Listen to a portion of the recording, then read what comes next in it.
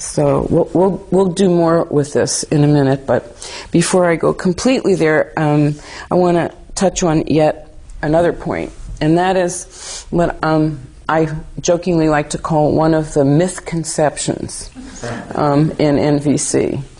And that is that NVC is teaching us that our focus is always to get our needs met. And that is meant as an external meeting.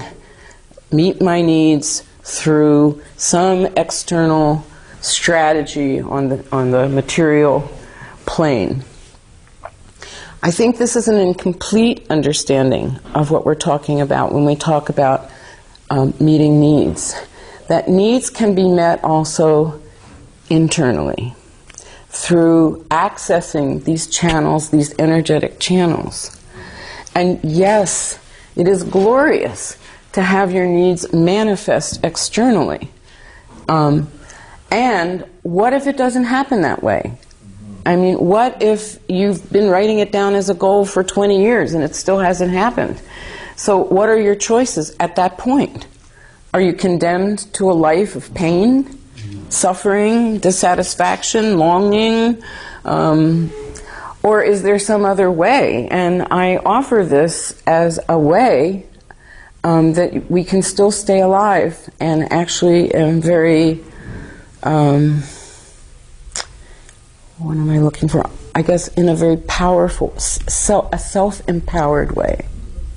A very self-empowered way. Now, I came to this through a lot of personal pain of my own. And the story here is basically that from childhood on, I always thought, dreamed, hoped that I would be married, I'd find the right guy, and we'd have 2.3 children or whatever the correct number is, and that would be part of my life. Didn't happen. I mean, I did marry, but then 10 years later I divorced and there were no children. So at that point I started to observe certain behaviors and reactions in me that I really, really didn't like. For example,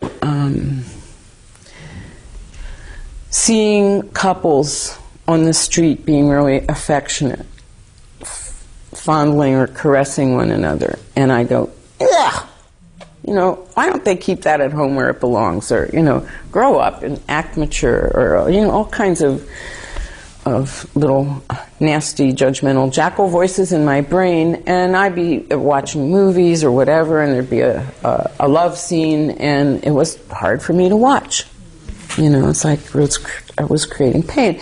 Now, I'm bright enough, and I was bright enough all along to know what this was.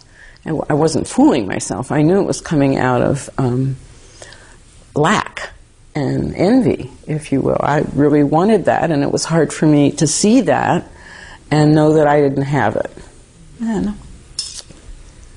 I feel some sadness, because that's a very real thing.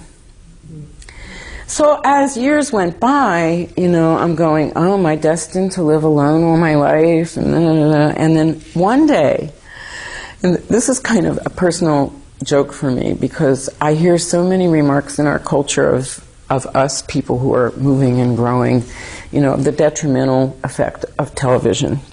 Personally, I've had many epiphanies watching TV. It's one of my sources of spiritual enlightenment. So just to put a little word in on the other side, I was watching TV one day alone, and there was one of these love scenes happening, and it was a beautiful movie. I mean, it was very compelling, and it drawn me totally in, and it came to the part where these two beautiful people were sharing that quality, energetic quality, which was so, and I was just so there, and it was just kind of boom, went in my mind, yeah, this is it, this is it, yeah, I love this. And it was like, it was alive in me.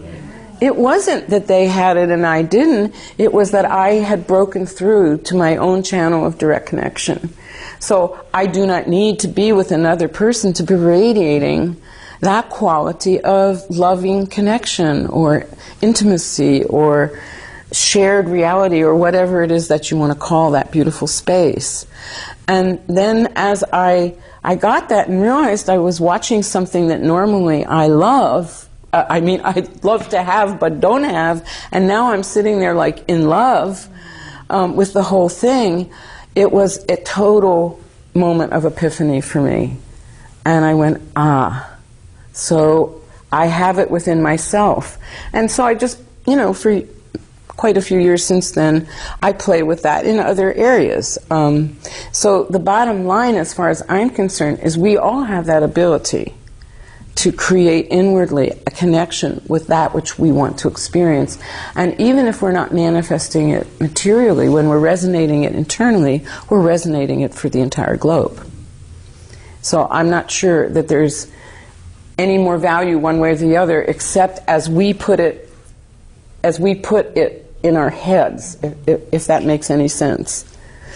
Now don't get scared, because sometimes people hear this and they go, so are you telling me not to manifest my dreams? And I'm saying, no, not at all.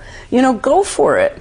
But if things aren't going exactly the way you want, or some line of your life doesn't take the channel that you wanted it to know that there are other options, that you can meet the need inside yourself and live from that energy.